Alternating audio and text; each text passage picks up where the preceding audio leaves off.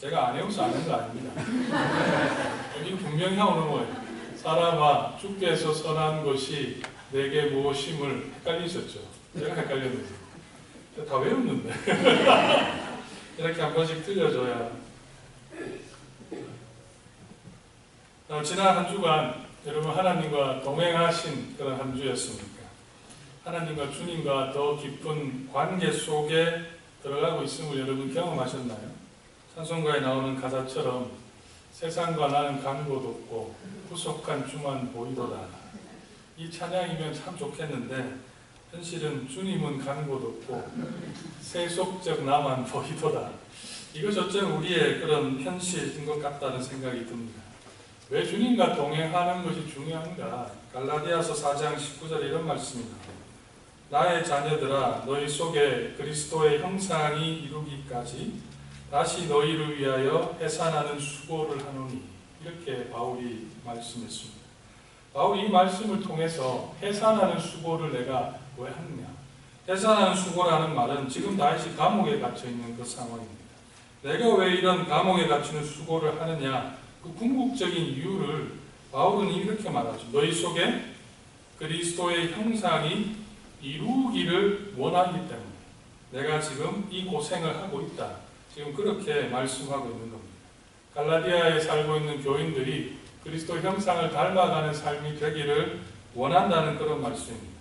이 구절을 통해서 우리가 하나 생각해 볼 수 있는 것은 신앙의 목적입니다. 신앙이 무엇을 위해서 살아가야 하는가 하는 것들을 우리가 발견하기를 원하는 것. 제 목소리 참 좋죠? 마이크 없어도. 우리가 이 신앙의 목적이 그리스도를 닮아가는 삶이라는 거예요. 성경을 읽는 것도, 기도를 하는 것도, 제자 훈련을 하는 그 목적도 결국은 우리는 그리스도를 닮아가도록 한다는 그런 겁니다. 전도, 성경도 한번 생각해 보세요.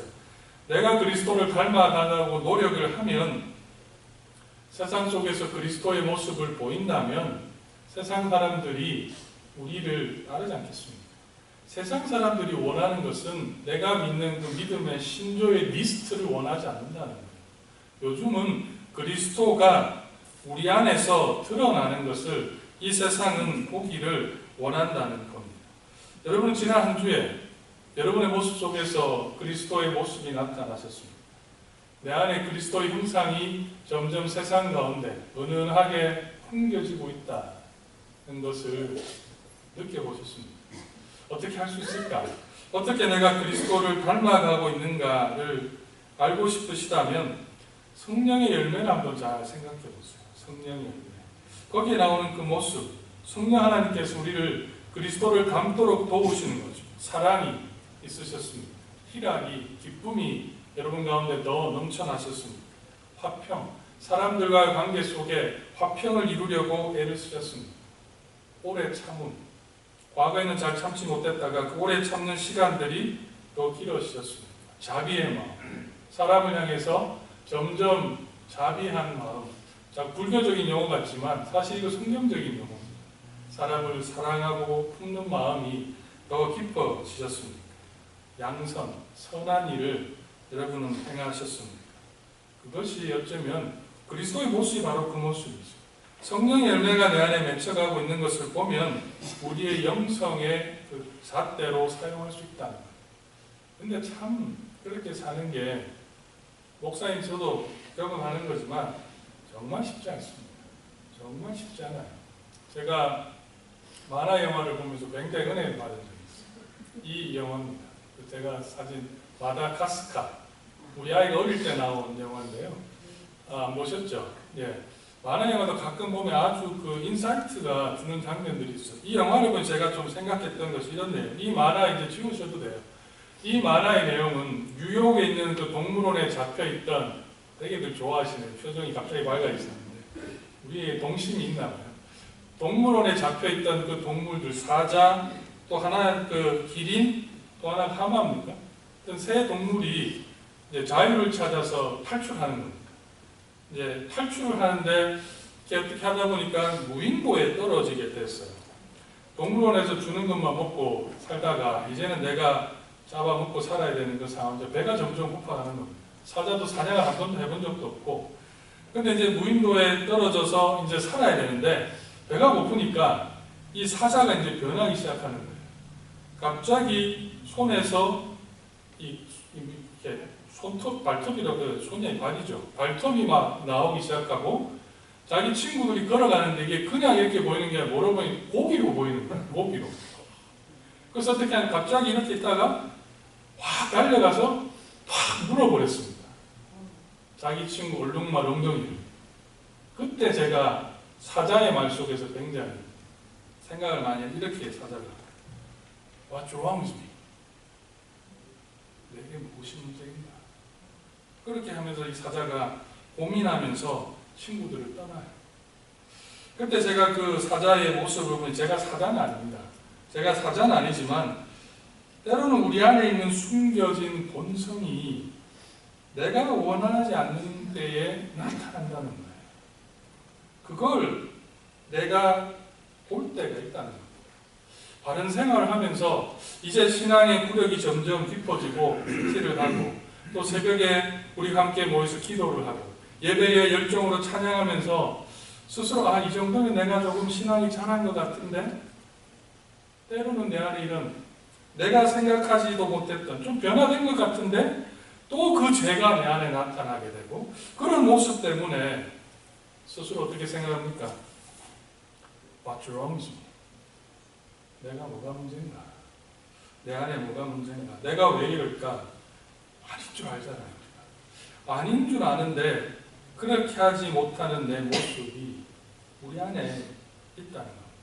그래서 우리는 때로는 스스로도 놀라고 이런 내 모습을 누가 볼까 두렵고 더 나아가서 하나님이 나를 사랑하실까 하는 그 죄책감들, 그 거부감들을 느낀다는 거죠. 여러분도 이런 경험 있으신가요? 저와 같은 그런 경험들을 여러분들 다 해보셨습니다. 근데 사실 이런 고민은 우리들만의 문제는 아니었습니다.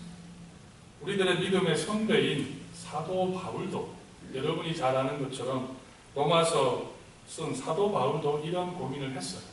로마서 7장에 여러분 성경을 한번 넘겨보시면 15절에 바울이 이렇게 말합니다. 내가 행하는 것을 내가 알지 못하노니 곧 내가 원하는 것은 행하지 아니하고 도리어 미워하는 것을 행함이라. 내가 원하는 것을 내가 알고 있는데 내가 행하는 건 뭐라고 말씀합니까? 내가 미워하는 거예요. 여러분 죄를 짓는 건 미워하잖아요. 근데 그걸 행하는 것이 내 안에 있다는 겁니다. 19절에 가봐도 똑같은 말이에요. 내가 선을 행하고 싶어하는 마음이 있어요.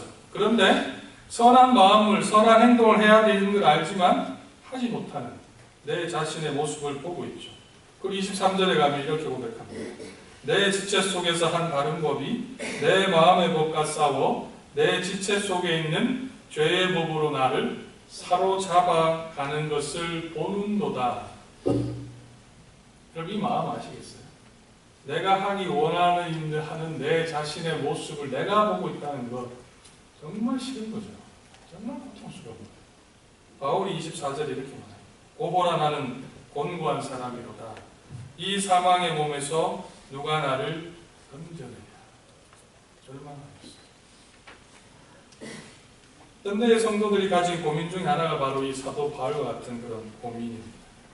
그리스도를 왜 나는 닮아가지 못하는가? 다르게 표현하면 성경을 그렇게 많이 알고 큐티를 하고 기도 훈련을 하고 말씀을 그렇게 많이 읽었는데도 왜 그때뿐인가? 왜 새로운 그 깨달음이 내 머리에서 내 행동 속으로 내 생활 속에서 나타나지 않는가? 더 쉽게 말하면 나는 왜 반복해서 죄를 짓는가? 왜 나는 내가 싫어하는 죄를 정말 짓기 싫은데 왜 짓는가? 하는 이런 고민을 인내해야지, 겸손해야지, 더 참아야지, 더 사랑해야지, 이해해야지, 아는데 왜 나는 안 되는가? 하는 이런 고민을 다 하는 거죠. 제가 발견한 것 중에 참 안타까운 것은 많은 성도님들 중에 단 한 분도 저는 오늘 내가 죄를 짓겠습니다. 이런 마음으로 아침에 일어나는 분은 단 한 사람도 없습니다. 아침에 일어나서 내가 죄를 묵상하고 오늘 나를 해코지 한 사람을 내가 어떻게 복수해야 될까? 그걸 막 묵상하는 사람이 없어요. 계획을 짜는 사람이 없어요. 대부분의 사람들은 대부분의 믿음의 성도들은 어떻게 합니까? 거짓말하는 내 자신을, 험담했던 내 자신을 하나님 앞에 고백하고 회개하고 후회한다는 말이에요. 왜 이러한 일이 우리 가운데 나타날까요? 왜 우리는 내가 원하지 않는 죄들을 우리는 끊임없이 반복해서 짓는 겁니다. 어쩔 수 없는 죄인이기 때문에 그런 건가요?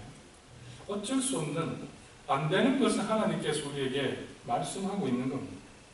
오늘 말씀 이 잠언 27장 19절로 다시 가보시면 이런 말이 나옵니다. 물에 비치면 얼굴이 서로 같은 것 같이 사람의 마음도 서로 비치느니라. 이게 어떤 의미겠습니까? 물에 얼굴이 비치면 사람의 얼굴이 드러나죠.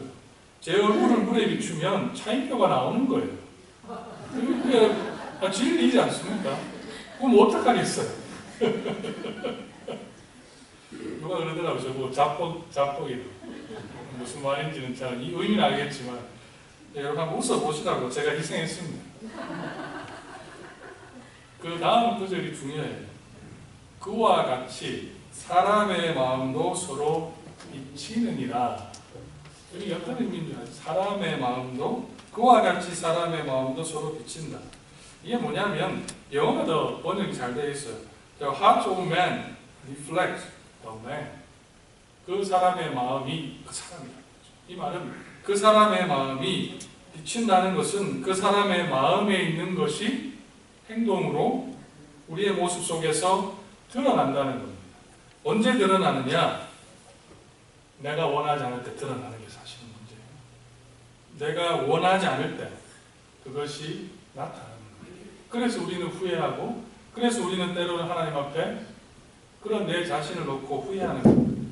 그런데 우리의 정말 문제는, 우리는 이 하트의 문제를 중요하게 생각하잖아요. 우리는 어디에 관심이 두냐면 내 마음, 성경 분명히 내 마음, 내 내면보다 내 내면이 더 중요한데 우리는 외적인 변화에 더 관심을 둔다는 거예요. 여러분 한번 잘 생각해 보십시오. 여러분이 보기 싫어하는 내 모습을 만날 때 여러분 어떻게 행동하겠습니까? 그것을 가지고 여러분 고민하시나요? 내가 왜 이렇게 행동했을까? 내가 왜 이렇게 생각했을까?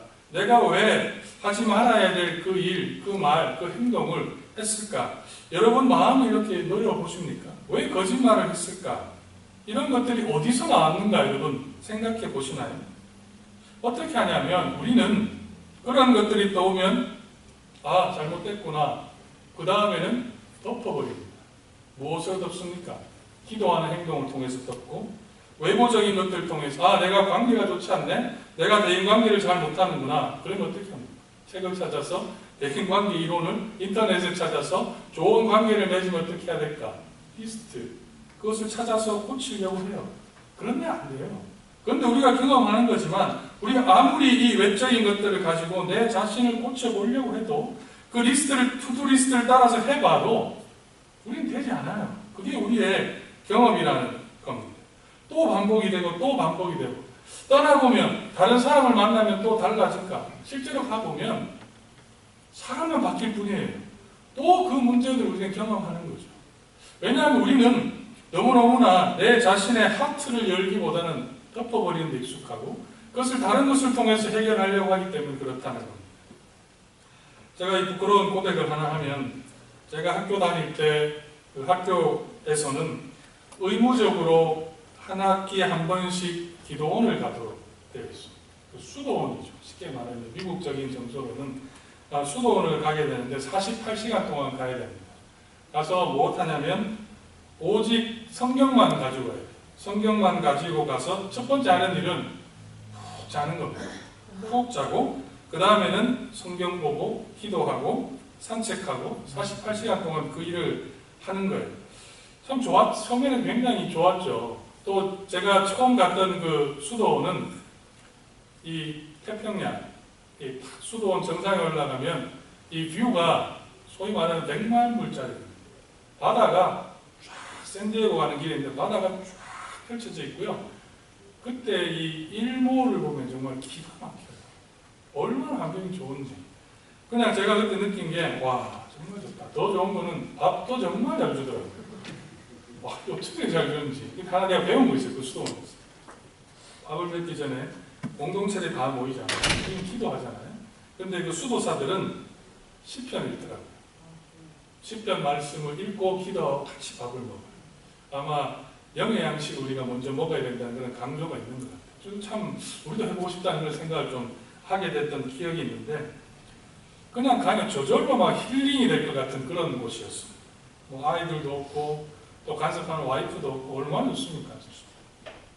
그런데 문제는 조금 시간이 지나니까 점점 힘들어지기 시작해요. 뭐가 힘들어졌냐면 내 혼자 가만히 기도하다 보니까 성경을 보는데 어느 순간에 내 안에서 이런 게 막 튀어올라오는 거예요. 어떤 분은 이걸 사단이 나를 시험한다고 볼 수 있지만 내 안에 있는 그런 온갖 부정적인 생각들이 올라오고 또 말 그대로 미워하는 마음들, 불평들이 속에서 막 이렇게 부글부글 끓어요. 그러니까 기도를 못하겠어요. 기도를 못하고 또 조금 지나면 또 다시 마음을 잡고 하면 또 그게 올라오고 나를 해코지했던 사람들이 생각이 나고 소위 말하는 영적 전쟁을 정말 멋있는 곳에서 제가 치르면서 내 인생의 가장 힘든 시간 중에 하나였다는 기억이 아직도 남아있어요. 제가 드리는 말씀은 이겁니다. 환경이 변한다고 내가 변하지 않는다. 그런 투두리스트를 따라서 몇 가지 해본다고 해서 조금은 사람들 앞에는 달라져 보이는 면을 보일지는 모르지만 여전히 나는 해결되지 못하는 것 때문에 고민한다는 그런 말입니다. 잠언 찾아볼까요? 잠언 25장 28절 제가 말씀드렸죠. 이 말씀은 딱 맞는 말이에요. 잠언 25장 28절 같이 읽어보겠습니다. 잠언 25장 28절 시작. 내 마음을 제어하지 아니하는 자는 성읍이 무너지고 성벽이 없는 것과 같으니라. 무슨 말씀입니까? 마음이 컨트롤되지 못하면 마음이 바로 서 있지 못하면 결국은 성읍이 무너지는 것처럼 무너질 수밖에 없다는 거죠. 더 우리가 두려워해야 될 사실이 있습니다. 잠언 16장 2절로 가보시죠. 잠언 16장 2절 여러분들이 잘 아는 말씀입니다. 저는 이 말씀을 몇 번 계속 설교 준비하면서 묵상하면서 깜짝깜짝 놀랐어요. 2절 보면 같이 읽어보겠습니다. 시작. 사람의 행위가 자기 보기에는 모두 깨끗하여도 여호와는 심령을 감찰하십니다. 저는 이 말씀을 보면서 굉장히 놀랐습니다. 그냥 저는 여호와는 심령을 감찰한다 여기까지만 생각했어요. 그런데 여러분 이 말씀을 보면 사람은 자기 보기에 사람의 행위가 자기의 보기에는 모두 깨끗하여도 이 말이 사실은 저는 포인트라고 생각했어요. 다시 말하면 뭡니까? 나는 내 자신을 내가 속일 수 있다는 거예요. 이 말의 핵심은 그겁니다. 나는 잘한다고 하지만 나는 이렇게 선한 일들을 막 해요. 그런데 하나님은 뭘 본다는 겁니까? 그 선한 행위를 보는 게 아니라 중심을 본다는 거예요. 다시 말하면 내 스스로는 내가 그렇게 할 수밖에 없는 이유 100가지를 찾아도 하나님은 내 마음의 중심 하나를 보고 그것으로 평가한다는 거예요. 저는 이 말씀이 굉장히 무섭게 다가왔습니다. 하나님이 보시는 것은 결국 우리 안에 뭘 본다는 거예요. 선한 그곳이나 히든 스팟 우리 안에 우리의 마음속에 감춰져 있는 그 동기, 그 중심을 하나님은 보고 감찰한다는 사실. 저는 이게 굉장히 저에게는 굉장히 도전이 되는 그런 말씀입니다. 우리가 아무리 종교적인 습관을 쌓아가도 아무리 스피리추얼 인벤토리, 스피리추얼 그 도구들을 아무리 갖추어 놓아도 소용이 없다는 거예요. 그렇기 때문에 영적인 삶에 있어서 그리스도를 닮아가는 삶에 있어서 가장 중요한 것은 우리의 마음을 바로 잡는 겁니다. 잠언 4장 23절 또 찾아보시죠. 여러분 잘 아는 말씀. 잠언 4장 23절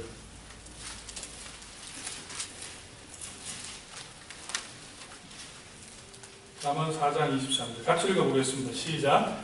모든 지킬 만한 것 중에 더욱 내 마음을 지키라. 생명의 근원이 이에서 남이니라. 우리 이 구절을 이렇게 생각해요. 제가 요즘 이 구절을 해석을 이렇게 보면 굉장히 좀 일반화시켰다는 생각을 많이 했어요. 우리는 이 말씀을 보면 내 마음을 지키는 것이 생명력이 있는 그런 활기찬 삶을 살아갈 수 있다.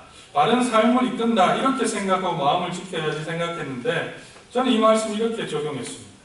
그럼 우리에게 있어서 이 생명의 근원은 어디서 오는 겁니까?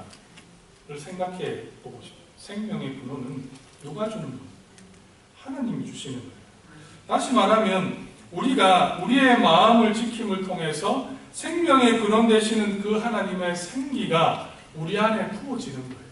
내 마음을 지킴을 통해서 생명의 근원 되시는 주의 은혜가 내 마음에 부어지면 우리가 악한 일을 할 수 있겠습니까? 못하는 거죠. 그 은혜가 내한테 가득 들어오면 내 마음을 그래서 지키면 결국은 하나님의 은혜가 내 안에 가득 차서 결국은 본능적인 삶을 살아가지 않는다는 그런 말씀입니다. 유혹에 넘어지지 않고 죄에 반복되는 죄를 짓지 않는다는 거예요. 그렇게 바로 세우기 위해서는 마음이 중요하다는 말씀입니다. 그런데 여러분 여기서 중요한 것이 하나 있습니다. 여기까지 우리 너무 잘하는 말씀입니다. 마음을 지켜야 되는 거 모르는 사람 누가 있습니까? 그런데 이걸 알아야 돼요. 우리의 마음이 어떻게 생겼는가 알기 위해 내 마음을 지키기 위해서는 내 마음이 어떻게 생겼을까 알아야 돼요. 우리의 마음이 여러분 어떻게 생겼을까요? 사각형이겠습니까? 삼각형이겠습니까? 역삼각형이겠습니까? 제가 이걸 이해하는 데 좀 도움이 되었던 책이 하나 있습니다. 지금 한국의 영성에 대한 성경에는 우리의 마음이 삼각형이다, 사각형이다 이런 표현은 없죠. 아주 인사이트 주는 책이 있었는데 달라스 윌라드라는 USC의 교수님인데 목사님이었고 USC의 철학과 교수님으로 계셨어요. 그분이 쓴 책 중에 보면 하나님의 음성, 아주 한국의 베스트셀러, 기독교에서 개혁주의 크리스찬들에게는 아주 인사이트 주었던 책입니다. 하나님의 음성, 제자도 같은 그 책을 쓰신 분이 쓴 책 중에 하나가 한국의 베스트셀러가 됐는데 마음의 혁신이라는 책이 있어요. 그 혁신의 내용은 제 설교의 그 내용입니다. 마음이 바뀌지 않으면 영적 훈련들이 다 소용이 없다는 거예요. 그분의 책이 보면 이런 내용이 나옵니다. 그림을 제가 하나 준비했는데 우리의 마음, 신자의 마음, 하나님의 말씀이 우리의 심령 가운데 히브리서 4장 12절에 우리의 마음속에 들어요. 고린도서 3장 16절에 따르면 우리의 마음속에는 성령이 거하는 전이에요. 우리의 마음속에 성령 하나님이 계세요. 우리의 말씀이 우리의 영혼을 찌르는 거예요. 그런데 중요한 것은 이것이 옆에 레이어가 하나 더 있죠. 가운데 레이어는 내 마음인데 그 다음 레이어는 우리의 생각과 행동이에요.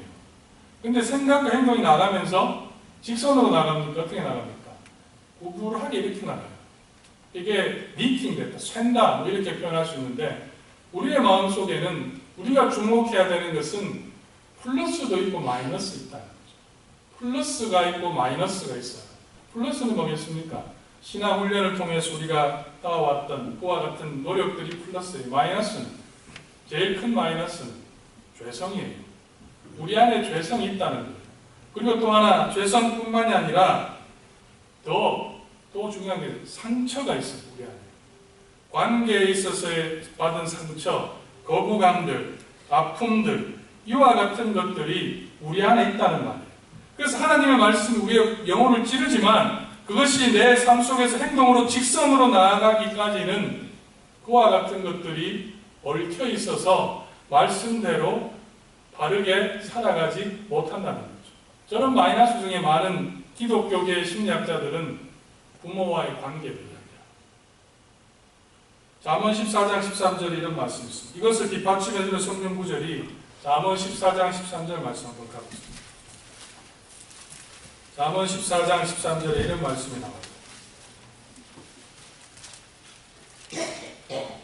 웃을 때에도 마음에 슬픔이 있고 즐거움의 끝에도 근심이 있느니라. 이 말은 함께 한마디로 다 요약하면 어떤 말입니까? 내가 웃어도 웃는 게 아니라 이 말이죠. 내가 웃어도 웃는 게 아니라는 거예요. 이 말은 우리 안에는 뭐가 있다는 겁니다. 내가 막 웃는데 또 한편으로 슬픔이 막 올라오는 거예요. 어디서 올라오겠습니까? 우리 안에 그 상처들, 그 아픔들, 그 죄성들이 우리를 끊임없이 우리 안에 우리를 연결짓고 있는다는 거죠. 그리고 우리 자녀들, 이 말씀 속에 저는 그걸 생각해 숨겨진 마음이 우리 안에 있다는 거죠. 우리 안에 내가 인지하지 못하는 요소가 우리 안에 있기 때문에 내가 웃지만 또 한편으로 마음에는 슬픔이 있을 수 있다는 거예요. 또 인상 깊었던 말씀이 잠언 22장 15절입니다. 잠언 20, 우리 부모들 좀 깊이 생각해야 될 문제인데 잠언 22장 15절에 이 말씀을 보면 아이들을 이해할 수 있어요. 22장 15절에 아이의 마음에는 미련한 것이 얽혔으나 징계하는 채찍이 이를 멀리 쫓아내느니라. 징계를 통해서 무엇이 사라진다는 겁니까? 미련한 것, folly, 어리석은 모습들이 사라진다는 거죠. 그럼 이걸 뒤집어 놓고 생각해 보면 아이의 마음속에 뭐가 있다는 겁니까? folly가 들어있다는 거예요. 미련한 것이 프리인스톨 되어 있다는 거예요. 여러분 아이들 이렇게 한번 집에서 잘 보세요. 여러분이 얼마나 좋은 것들을 그 마음에 넣어주려고 애를 많이 썼습니다. 그런데 아이들 가만히 보면 여러분이 가르치지도 않았는데 어느 날 보면 죄를 짓지 않아요? 여러분이 형제를 싸워야 된다. 우리 형제들 막 싸워. 이렇게 가르치는 부분 누가 있습니까? 싸우면 안 돼. 카인드하게 이야기해. 그런데 어떤 일이 일어나요? 싸우는 거예요. 한번 우리 큰딸이 여기 없는데 우리 큰딸이 제가 한번 혼을 낸 적이 있습니다. 근데 얘가 저한테 와서 뭐 울면서 이렇게 해서 아빠 나는 그거 하고 싶지 않은데 내 머리가 그렇게 시켜요. 머리가 뭘 그렇게 시키겠습니까? 마음이에요. 그 마음에 미련한 것이 얽혀 있는 거예요. 마음에 이것을 또 죄성으로도 볼 수 있고 미련한 것들, 상처, 아픔, 부모에게 받은 그 아픔들, 그 상처들이 막 뒤엉켜 있기 때문에 아이들이 뭔가 바른 것을 알지만 그렇게 행동하지 못한다는 거죠. 그런데 문제는 우리의 부모들은 어디에 신경 쓰냐면 아이들이 어떤 마음을 가지는가는 신경 쓰지 않아요. 공부 잘하면 됐다. 교회 나가면 됐다. 그런데 문제는 뭐냐? 어느 날 그것이 리킹, 폭발하는 거예요. 교회를 떠나고 가정을 떠나고 부모에게 안 좋은 말을 하고 그러한 일들이 일어나는 이유가 우리는 공부 잘하는 건 오케이. 조용하게 말하는 오케이. 아이의 마음속에 우리가 들어가지 않기 때문에. 그런데 어느 날 그런 일들을 우리는 경험해서 여러분도 놀라는 것을 보게 된다는 거죠. 여러분도 저는 마찬가지라고 생각합니다. 우리가 왜 내 자신의 변화된 줄 알았는데 변하지 못하느냐. 이유가 여기 있다는 거예요. 우리 안에 있는 이 마이너스들이 우리 안에 나를 감싸고 있기 때문에 그 말씀을 내가 들어도 그 말씀이 우리의 삶 속에서 나타나기까지는 쉽지 않다는 것을 지금 말씀하고 있습니다. 그것이 바로 그렇다면 영성에 있어서는 바로 그 마음을 아는 것이 첫 번째다. 여러분 가시나무라는 노래를 아세요? 가시나무. 2000년도를 지나왔던 분은 조성모의 노래로 생각할 거고 조금 시대가 오래된 분들 70, 80 세대 분들은 하덕규라는 가수가 제가 차마 이 자리에 불러드릴 수는 없고 여러분의 표정이 나는 잘 모르는데 뭐 이런 표정인데 하덕규라는 가수가 쓴 대중가요를 많이 알아요 사실. 근데 이 하덕규라는 이분이 지금 목사입니다. 그분이 그런 고백을 시인과 총장 시절에 이 곡을 지었는데요. 자기가 이 곡을 지을 때는 예수를 믿고 나서 곡을 지었다고 했습니다. 그 가사를 보면 참 인사이트가 많아요. 저는 그 가사를 보면서 이분이 대단한 걸 발견했다 생각했는데 가사를 제가 잠시 불러드리면 내 속엔 내가 너무도 많아 당신이 싫고도 없네. 내 속엔 헛된 여기서 당신이는 주님을 말합니다. 내 속엔 헛된 바램들로 당신이 편할 곳 없네. 내 속엔 내가 어쩔 수 없는 어둠 당신의 십자리를 뺏고 내 속엔 내가 이길 수 없는 슬픔 무성한 가시나무 숲 같네.